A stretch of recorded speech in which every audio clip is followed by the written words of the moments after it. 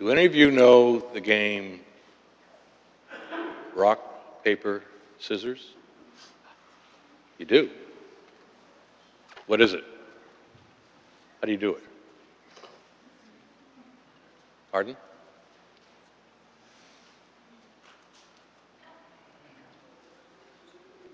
And scissors. And what are the rules of the game?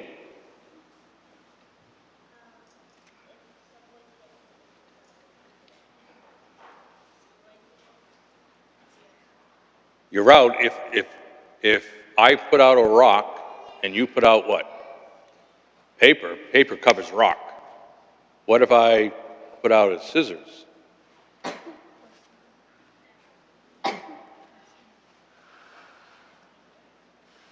I would win because scissors cut paper. So one has power over the other, right? So if you ever put out a rock and the other person put out scissors, the rock cuts the scissors. Today, we heard from the Gospel of Mark. We have 4 Gospels: Matthew, Mark, Luke, and John. But only Matthew and Luke tell us about the birth of Christ. Tell us those stories about the shepherds coming to worship the newborn king, or the Magi, the wise men coming. We're reading from Mark, and Mark doesn't tell us anything about how Jesus was born. So we're in the beginning stages of Mark, so he has to tell us who is Jesus. And what he says today is that Jesus has authority, or Jesus has power.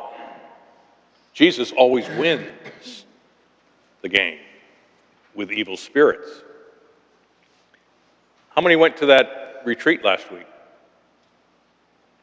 What was it all about?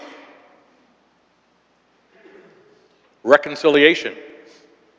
When we admit our faults, and Jesus is more powerful than our faults. He has authority over them. He forgives them. And that's what you're preparing to celebrate in a few weeks, that Jesus is always more powerful than our sins. And that's a great thing to know, isn't it? Because it's another way of God saying he loves you, that he cares for you. And that's what it's all about. Think you're going to have school tomorrow? No? I don't know. I just heard the forecast of only 2 to 4 for us. So maybe you will. I bet your parents will be happy if you do. Your mom won't be happy if you don't go to school. Yeah.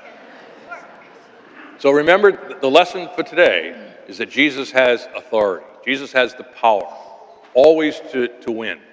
It's not like paper, rock, and scissors, but it's even more powerful than that. Thanks for coming up. Looks like a lot of people are absent today.